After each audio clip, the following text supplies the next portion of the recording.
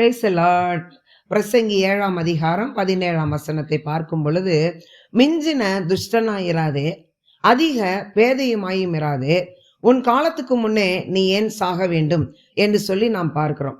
மிஞ்சின துஷ்டனாய் இருக்கும் பொழுது, மிஞ்சின பேதையாய் இருக்கும் பொழுது, ஒரு மனிதனுக்கென்று குறிப்பிட்டிருக்கிற மரண காலத்திற்கு முன்பாகவே மரணத்தை சந்திக்க வேண்டி இருக்கும் அப்படின்னு இந்த வசனத்துல ஆண்டவர் தெளிவாய் சொல்லுகிறதை நாம் பார்க்கிறோம். ஒரு மனிதனை ஆண்டவர் உண்டாக்கும் பொழுதே அவன் மீது அநேக திட்டங்களையும் நோக்கங்களையும் தேவ சித்தத்தையும் வைத்துதான் அவர் உருவாக்குகிறார்.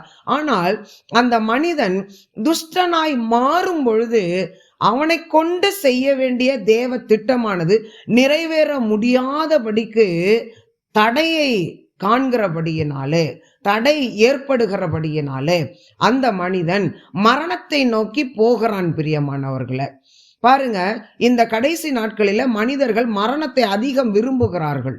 ஏனென்றால் அந்த அளவு பிரச்சனை, போராட்டம், குடும்பத்துல சமாதான குலைச்சல், எதிர்பாராத அளவு மன நிம்மதி இல்லை.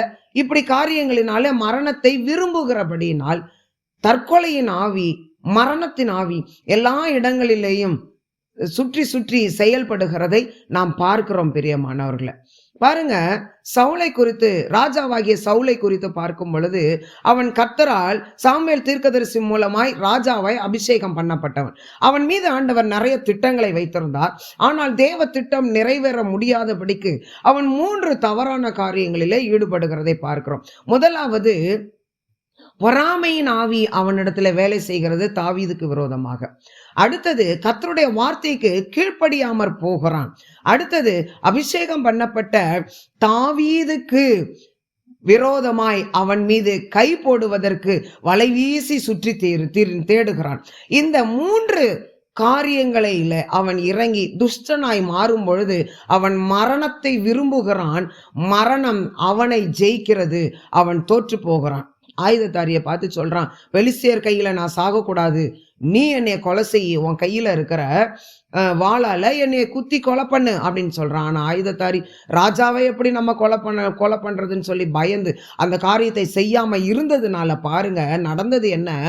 சவுல் தானாகவே தன்னுடைய ஆயுதத்தை, தன்னுடைய வாளை தரையில நட்டு வச்சு அதுல அவன் விழுந்து மரித்து போனான். பிரியமானவர்களே, துஷ்டனாய் மாறும் பொழுது மரணத்தை தேடுகிறான். மரணம் அவனை ஜெயிக்கிறதை பார்க்கிறோம்.